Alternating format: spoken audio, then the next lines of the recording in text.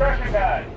Weapon, you know, guy face, all faces, weapons, faces, and then right to Bob. We continue over, and we have another taser guy in this side, with two more guys with guns coming in. They'll start crawling away toward me. 1, 2, 3. Go. Get in there!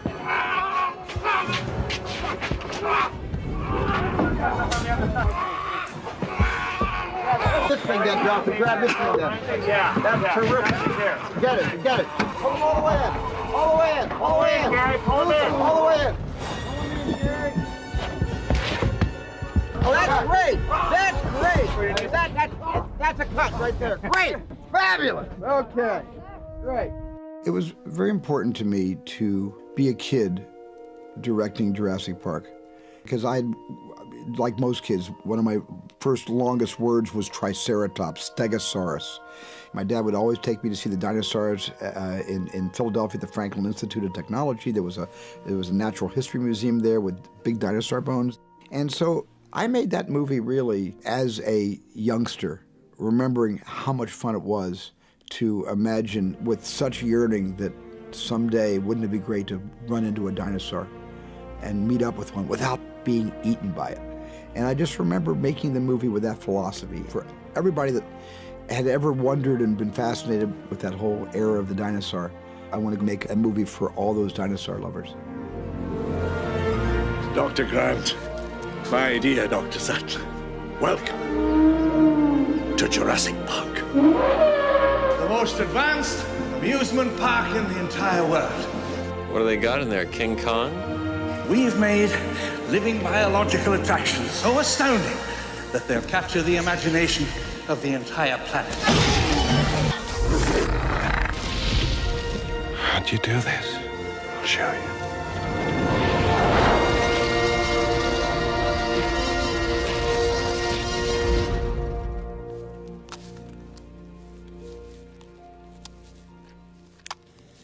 Very good. Push. Very good. God. Jurassic Park wasn't a monster movie. It was a movie about animals long ago gone extinct that through the miracle of science and technology are brought into the 20th century. And that's what Michael Crichton had conceived in this amazing book he wrote. And all of a sudden, the second I read his book, I realized that we weren't dealing with monsters, and this was not going to be a genre of horror, science fiction, fantasy, or back to the famous Monsters of Filmland magazine culture. But instead, this was a really credible look at how dinosaurs might someday be brought back right alongside modern mankind. And that really fascinated me, and that immediately set my own template for not making this a monster movie. Roll, Grady, marker, and background. Action. One of the things that the book deals with, and the film too, and one of the sort of shaping concepts, is that this kind of research is tremendously expensive. And the question arises, who will pay for it? And at the moment, for better or worse, there isn't any pressing need to recreate a dinosaur. And in trying to think about how that might happen, or who would pay for it, the only thing that I could think of was that it would come from a desire for entertainment. We can charge anything we want, $2,000 a day, $10,000 a day, and people will pay it. This park was not built to cater only for the super rich. Everyone in the world has the right to enjoy these animals. Michael Crichton had come up with this spectacular notion that if you created a theme park where the DNA could recreate dinosaurs and you would have a place to keep them in an environment where people could feel safe, just like with other wild animals of the jungle, you could go and actually see a dinosaur. Dilophosaurus. It felt real, it felt extraordinary, and it had tremendous dramatic potential. There's no doubt our attractions will drive kids out of their minds. Well, I was planning to make the movie, you know, as much as possible with full-size animatronic dinosaurs. And the only person on the face of the planet that could pull that off was Stan Winston. He had an amazing shop. He had great artisans and he had great technologists working with him. we're all dinosaur fans. Everyone who does the type of work we do is a dinosaur fan. So we said we'll do some drawings just to see if our concept and our feeling is in sync with what Steven's looking for in this film. I was working for Stan Winston, who I had a very long career with, and Stan had us start designing dinosaurs. And Mark Crash McCreary was essential in that. And I was fortunate to have a hand in, coming up with color schemes and things like that.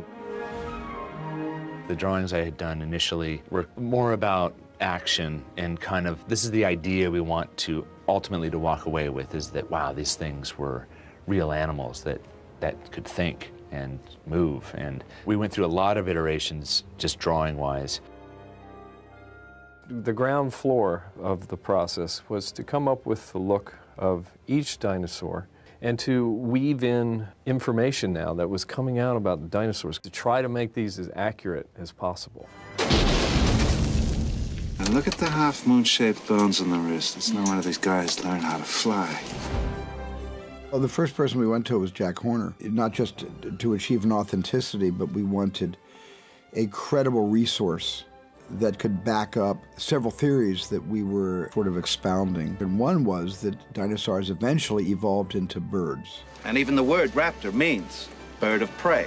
And that's something that Jack Horner believes in and could defend if necessary. And Jack Horner became our credibility. Then we started working on maquettes, and we had done a little small 1/16 scale Tyrannosaurus Rex maquette.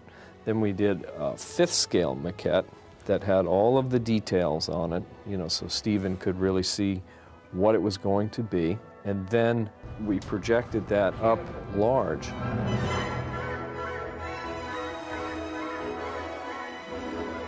You like it? I love it. It's coming along really good, isn't it? The first time I saw the T-Rex was at Stan Winston's shop. My kids would say, "Where does the poo-poo come from, Daddy?"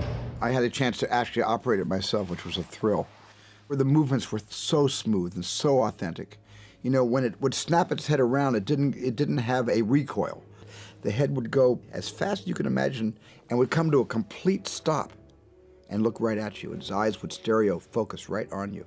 That was absolutely frightening to watch. And he also kept it moving. Even when it was still, it was breathing, it had muscles flicking, and he kept every animal alive. We were building all of the dinosaurs, all the animatronic ones, kind of in parallel because there was so much work to be done. We actually had a baby Triceratops going, which never made it to that movie. That scene got cut out. Plus, there's the famous scene in the movie where the big foot comes down into the mud. So that was going to become a separate animatronic piece. The spitter, velociraptors, the brachiosaur, or the T-Rex. Stan could give them utterly authentic movements far beyond where we were technologically in 1973-74 with Jaws. But how we were going to get the dinosaurs to run, how we were going to get them to even be in the movie in wide shots was always going to be the old-fashioned way through stop-motion animation. The same way that Willis O'Brien made King Kong, just taking that little armature on a small maquette and just moving it just a millimeter at a time. And Phil Tippett was hired by me to do that because he was the best in the business. The first call I got was from Kathy Kennedy at home.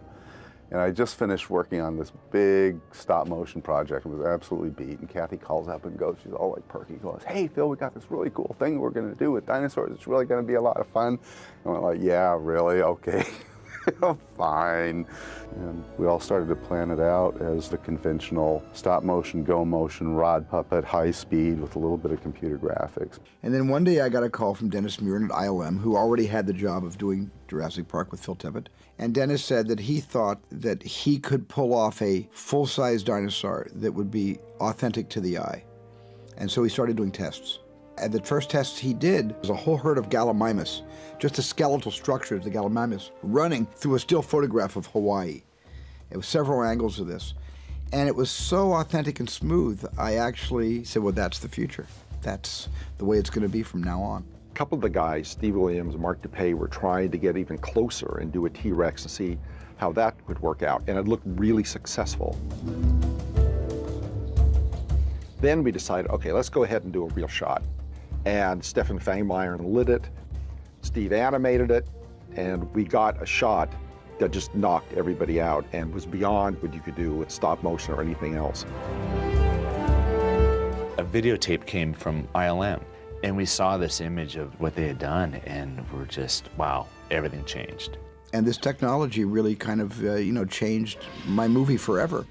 And I think in that sense, changed the world forever. It was April 20th, 1992. I remember we called it Black Monday because we got the word that production was going digital. At that point in time, it's like big emotional moments, like, when your dog dies. You know your dog's going to die, but when your dog dies, it like hits you really hard. Because it did seem like everything that I had built up until that time was like, we're not going to do it that way anymore. It's like suddenly, here we are, we're extinct, we're the dinosaurs. And of course that irony wasn't lost on any of us. We're out of a job. Don't you mean extinct? Because all the computer graphic guys were doing things like, I had no idea what they were doing, and it was just like a monitor and a mouse, and it was like, Jesus. I'm a firm believer in whatever is the best technique to achieve a shot for the film is how it should be done. If it needs to be CGI, it should be. But if you can get it live in camera, then why not? Because some of the best acting comes from reacting.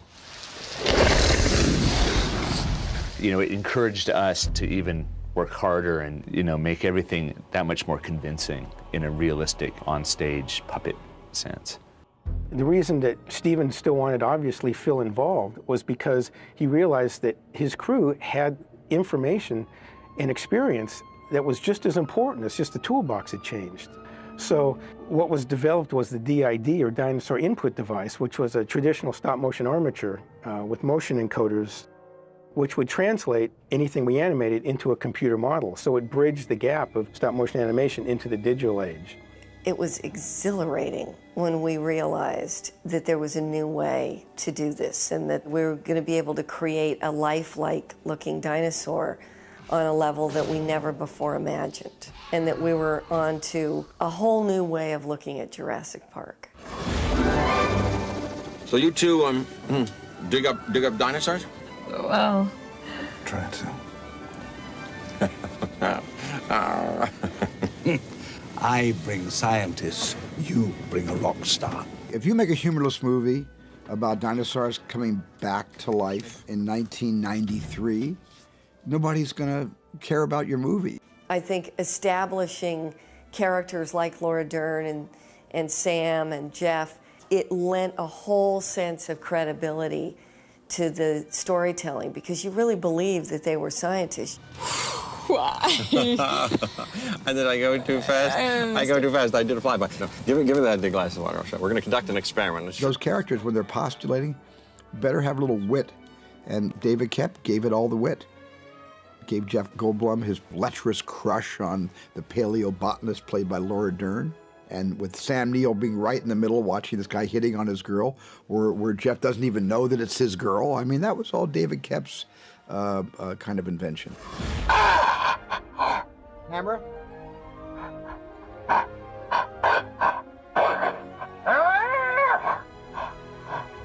Look at that one, Kelly. Look at that one, quickly. We had to pretend to be scared, and Steven Spielberg going through a bullhorn, So that was kind of more funny than anything.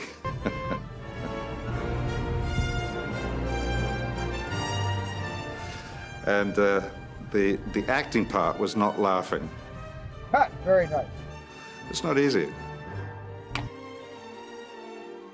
The three of us are in the Jeep and we start to glance, and as we glanced in the tree and I'm supposed to look up at its neck, there was a giant paper X on it, like a Sharpied X on a piece of white paper. And I just remember looking up like, okay, and that's the dinosaur. You crazy son of a bitch, you did. And we did close-ups, and I remember he'd never rehearsed. Ready, Jeff? Okay, there you are. You're seeing the dinosaur. Oh my gosh, just keep rolling. That looks great. You're looking at it. You can't believe what you're seeing. Is it real? It now strikes you funny. You don't even know why. You know, and he's just talking me through it, and I'm kind of acting. I enjoyed that a lot. You know, the first sort of few days of filming, you really had to get your bearings because it was all so new for us. I mean, just to be in sync with what we were looking at and what it would feel like and look like. We had no idea what we were going to see. Can we go see it? Can we go? Yeah, relax. There's plenty of time this afternoon. My dear, T-Rex. welcome to Jurassic Park. The actors certainly did their jobs, and they believed who they were, and that's all an audience needs, is to believe that the characters are believing in themselves, and that's what the actors did so well. We've been in pre-production for 50 million years on this movie, Jurassic Park, by golly. He just hung out with us. He bonded with us. He played games with us a lot on the set. And in between playing games, he would throw in a question about our upcoming scene. And he worked with us so seamlessly that we would do anything for him in the performance on the scene. So you really admire him. To you, he's like a movie star because of your interest in paleontology. This is everybody else's equivalent of a Tom Cruise or a Kevin Costner or a Sam Neill. I think that he just had a lot of respect for kids and had a lot of respect for their talent, you know, and their intuition. I always felt so much freedom with him. I always felt like I was a part of the collaborative process, you know, that it wasn't just he was telling me what to do or he was talking down to me. It was always, what do you think? And what do you think we should do for this scene? And he trusted my ideas and he let me do that. And then my teacher tells me about this other book by a guy named Backer. Backer. And he said, slammed on his face, and he slid. Good. And it was that kind of relationship where I felt like a part of the gang rather than like an outsider looking in that I think brings out such great performances in children. Grandpa! Kids! And I'm a big fan of Richard Attenborough's. I knew Dickie before I cast him in Jurassic Park and liked him a lot and just saw him as John Hammond. Let's get the camera right in here, see if we can get Richard right in here. Watch yourself, please. Richard, you might have to, yeah, there we go, yes sir. Being an actor and a director, he knows to move that much farther to that side. You know, it was interesting to watch Hammond's character suddenly realizing that he might have gone mad. He doesn't utter those words, but he's certainly feeling, what have I done? And only Richard Attenborough, I think, could have pulled that off with such dignity and also with such tragedy. Hold on to your butts. Sam Jackson was in it, you know, before he became a big star. You could tell Sam was going to get eaten by a dinosaur because they had him smoking earlier on when he's working. How many lines of code are there? About 2 million. And the guy that smokes always gets eaten. That's one rule about dinosaur films. Mr. Arnold.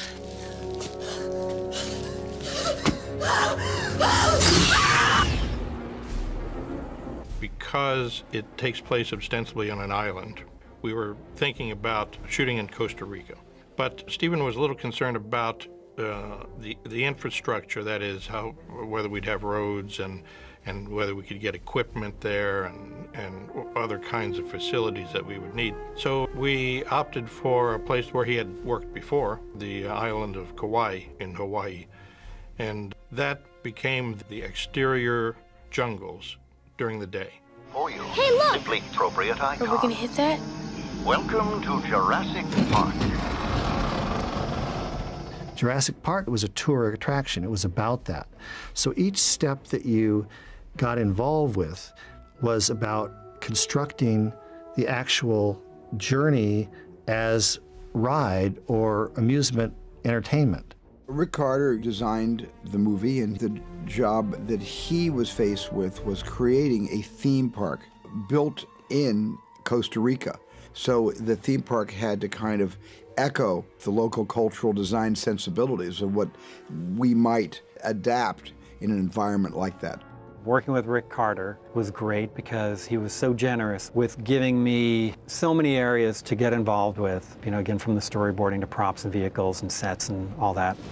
There's the scene where Nedry goes out into the jungle at night, and we had to get something for him to put the DNA in. It just said in the script, it just said a shaving can. So I went over to Laurel Canyon, the Long's Drugs down there, and I went through the different aisles, and I found a Barbasol can of shaving cream. At the time, I liked the name, and I liked how it graphically it stood off from the shelf from the others, and so just as a whim, this became the can that Nedry used.